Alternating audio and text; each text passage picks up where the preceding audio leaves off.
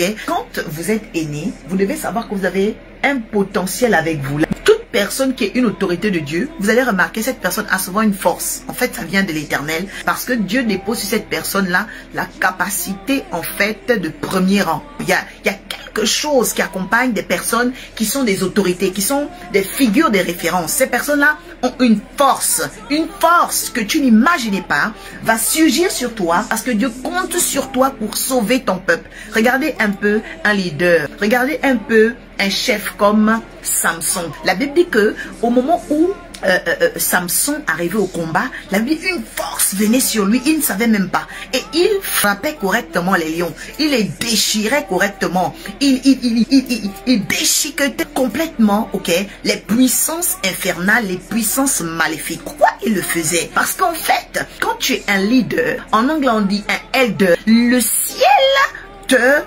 te localise, le ciel t'identifie. En fait, tu es comme quelqu'un qui est à chaque époque de sa vie rechargé par une force. Il y a un budget et d'énergie pour toi. Oh, je dis à quelqu'un, reçois cela au nom de Jésus-Christ de Nazareth. Vous savez, parfois, on est polyvalent dans la société. Tu travailles dans ton milieu séculier, tu es banquier. Mais sachez une chose, vous pouvez être bien.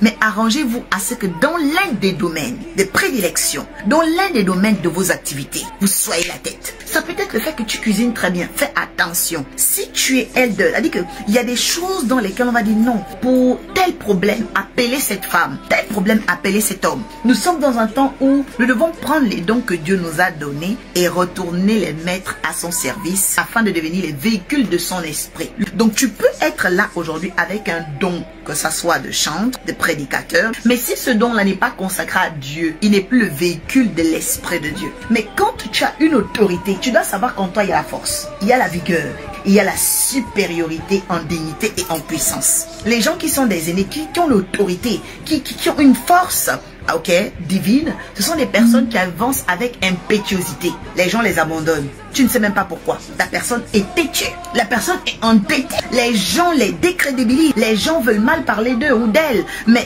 tu ne sais même pas par quelle force tu es envahi. Mais tu crois que tu vas arriver.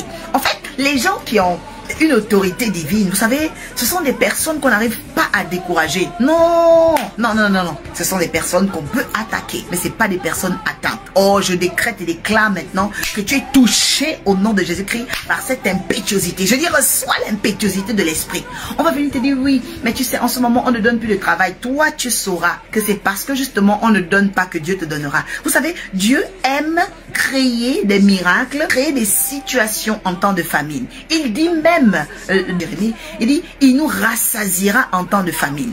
Moi, je ne comprends pas certaines personnes. Toi, ta vie, c'est France 2, ta vie, c'est France 24. Oh, on a dit qu'on va nous couper l'électricité. Non. Jusqu'aujourd'hui, tu as des problèmes. Pourquoi? Parce que en réalité, tu es en train de subir les flux de la société. Mais tu n'as pas encore prophétisé sur la société. Parce que la Bible dit, il a dit à Jérémie, je t'établis au-dessus de la nation. C'est pas parce que je vis en France, ok?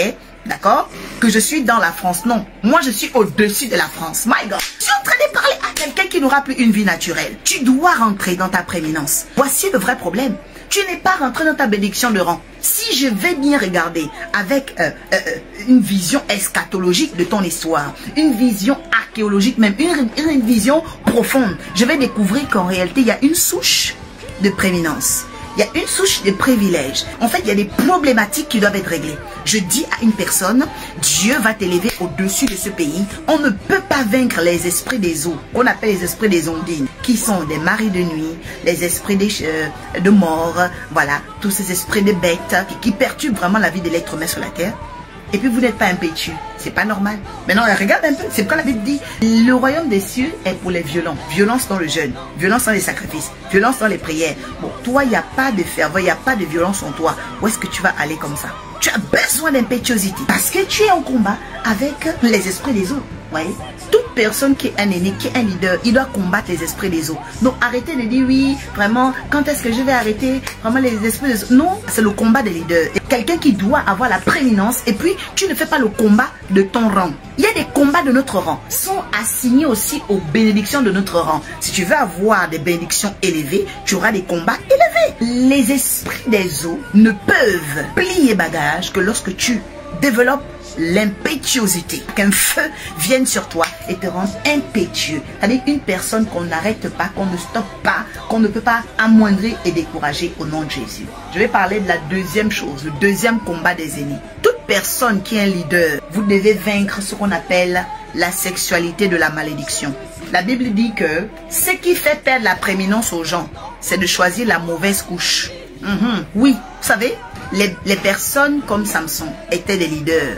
Ils ont choisi la mauvaise couche, Delilah. Et ils ont perdu la prééminence. Vous perdez votre rayonnement, qui peuvent ruiner l'étoile de quelqu'un qui doit briller. L'onction royale ne se mélange pas. Lorsque vous êtes un leader, lorsque vous avez une grande prophétie, vous avez un grand rôle dans la société, dans votre famille, vous devez comprendre que vous devez devenir, premier un leader doit être un rassembleur. Deuxième chose, un leader doit faire attention au temps. Troisièmement, un leader doit écouter. Il doit développer son écoute. Tu ne peux jamais être une personne, qui commande, qui a des responsabilités, que Dieu fait confiance si tu n'écoutes pas. Tu dois préparer ton oreille. Numéro 4, lorsque on est un leader, d'accord, il doit savoir que Dieu a mis en lui une force, c'est-à-dire qu'il doit croire dans la promesse de Dieu. Un leader doit se dire, qu'est-ce que Dieu a dit à mon sujet? Tu ne peux pas être un leader, tu ne sais même pas la parole qui t'accompagne, tu es dans quel leitmotiv. Amen. Numéro 5, un leader, d'accord, il incarne la supériorité, que ce soit en dignité ou en puissance. Amen. Et sixièmement, il se défend contre vents et marées, il combat avec impétuosité, très important. Septièmement, le leader doit connaître ses ennemis. Ce sont les esprits des eaux et le choix des mauvaises couches. On va s'arrêter là ce soir pour ces sept choses et tu vas dire après moi, Seigneur, j'ai entendu ta parole et en préparation de la nouvelle année, je me plie maintenant à ta volonté et je dépose devant toi tout ce que tu m'as donné, tel que les anges, je jette ma couronne à tes pieds, mes dons à ton service. Je fais capituler tout orgueil, toute méchanceté, toute radinerie, toute raquetterie, Seigneur, comportementale, au nom de Jésus-Christ de Nazareth, vis-à-vis de ton royaume, vis-à-vis de ton peuple, vis-à-vis de ton église, vis-à-vis de ton choix. Seigneur, je m'incline afin que ta grâce survienne sur moi.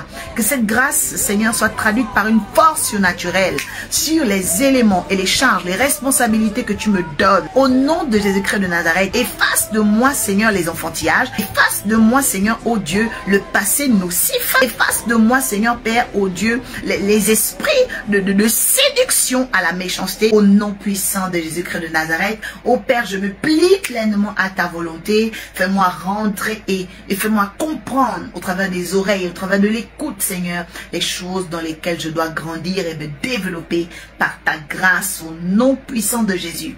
Père, je connais mes ennemis. Alors j'annule les traits enflammés du diable par les esprits des eaux. J'annule les traits enflammés du diable qui veut me faire perdre la prééminence par le choix des mauvaises couches. J'annule les mauvais choix. J'annule les mauvais croisements. J'annule les mauvais conseillers. Les mauvaises rencontres. Au nom de Jésus-Christ de Nazareth, oui, mon Père, je te loue. Mon Père, je te bénis.